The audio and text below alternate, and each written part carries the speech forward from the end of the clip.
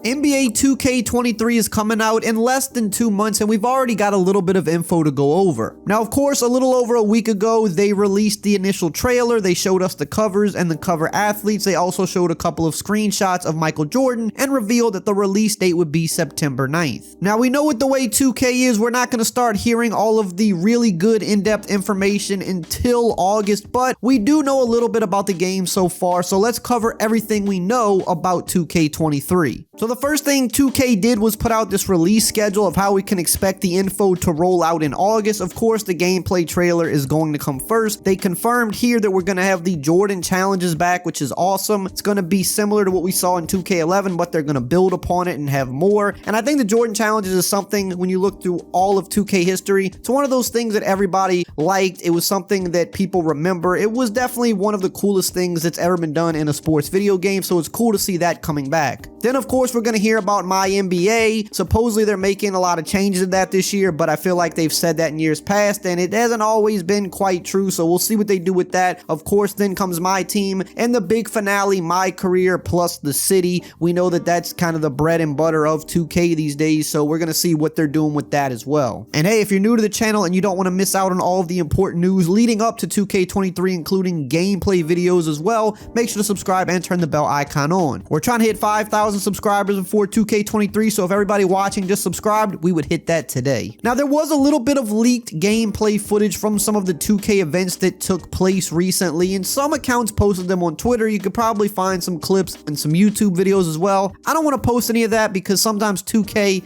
has been known to take stuff down and issue copyright strikes, so I don't want to do that. But something we were able to see in this leaked gameplay footage is that there is a new shot meter. Now, this is something that 2K tends to change pretty often from year to year. They're usually similar. There's only so much you can really do with the shot meter. I mean, we've seen the shot meter at the feet. We've seen it overhead, which is the one we've had for a while now. The one this year looked like it was a little more off to the side, but somebody did do a mock-up of the 2K meter that was in the leaked footage, and this is what it looks like. Now, most of you know the shot meter that we had been using was a little bit different than this. It actually had space that went past the green window, so you had the entire white area, you had the small green window, and then you could overshoot the green window and there was more white area beyond that. It looks like this year they're kind of going back to more of the 2K18 to 2K20 style shot meter, which I think most people preferred. With this shot meter, your goal is to just fill it all the way up to the top. You can't really overshoot it and get past the green window. Now, I know for more serious players, this isn't that big of a deal because serious players just turn off the shot meter altogether because it does give you a boost in accuracy. So anybody that plays seriously is going to take this off, but when the game is new, people are more inclined to leave it on just to kind of get their jump shot timing down, especially if they're using something different than previous shots that they were already accustomed to. So this is what you could expect the new meter to look like. We also got a brief description from the Best Buy website about 2K23. This was posted by the 2K23 Leaks and Intel Twitter that I'm sure most of you guys are aware of, and it says here, the game has changed.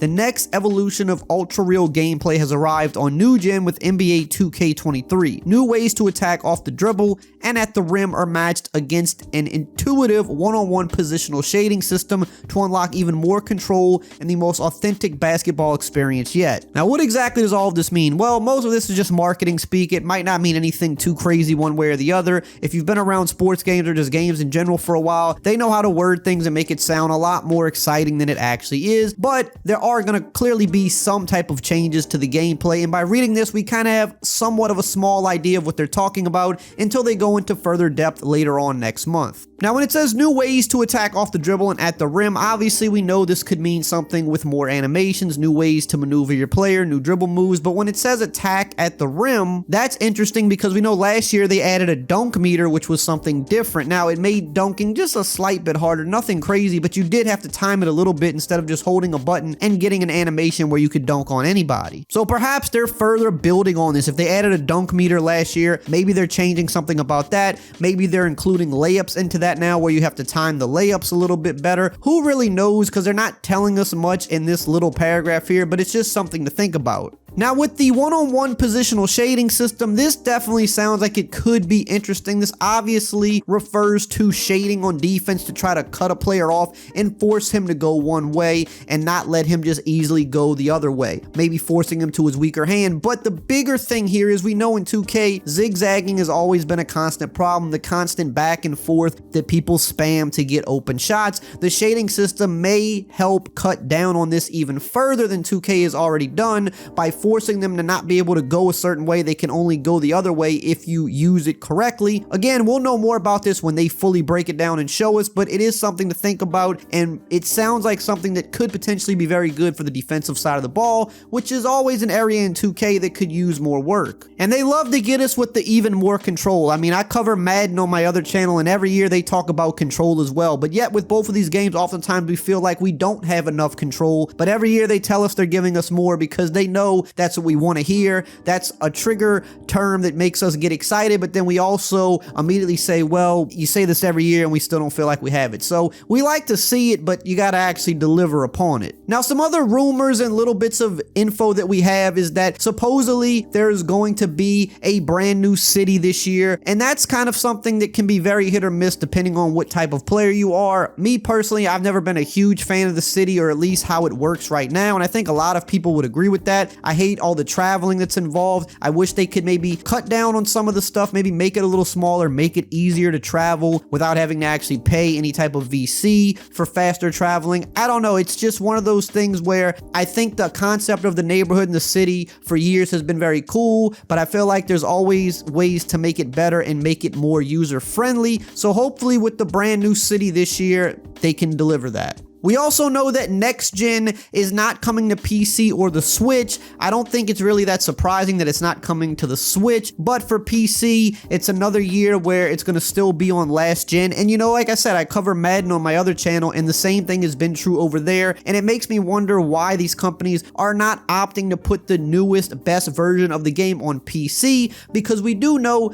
that many people have PCs that are more than capable of running these games. And that's not to say that everybody does. I think that is a common misconception that every single PC out there is stronger than a next-gen console. That's definitely not true, but if you're a serious PC gamer, you definitely have a system that's powerful enough to run the best versions of these games. I don't know what their reasoning is. I don't know if they have the numbers that say that maybe a lot of the fan base that is on PC doesn't have a strong enough PC. That could be possible because we all assume that everybody just has the best of the best, but it's not always the case, and maybe that's why. Maybe it's something to do with the modding that they don't like. Maybe the community just isn't big enough compared to the console versions. I don't know what the excuse is, but I do know that both of these big games that I cover, neither of them have even hinted on them trying to bring the newest version to PC at all. They kind of just leave it in the dust, so it just doesn't look like it's ever going to happen at this point. I think maybe they're just leaving it in the past like the old consoles, and eventually maybe it won't even be on PC anymore potentially in the future. Moving along to the pre-order options, it seems like every year these things get deeper and deeper with all kind of different editions and stuff that you can get with them. This year there's like 5 different pre-order options, which is just insane. There's obviously the $60 and $70 standard editions on last gen and new gen. There's the $100 Michael Jordan edition. There's the $150 championship edition,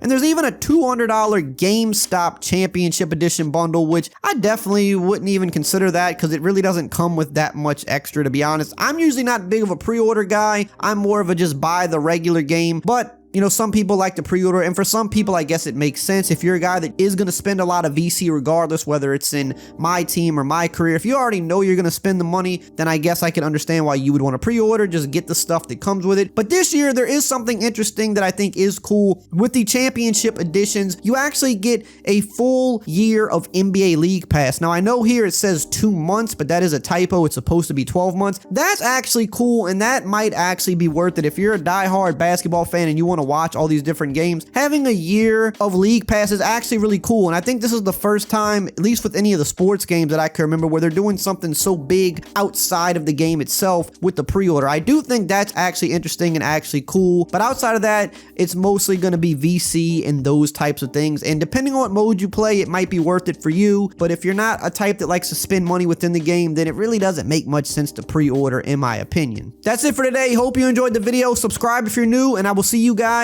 next time.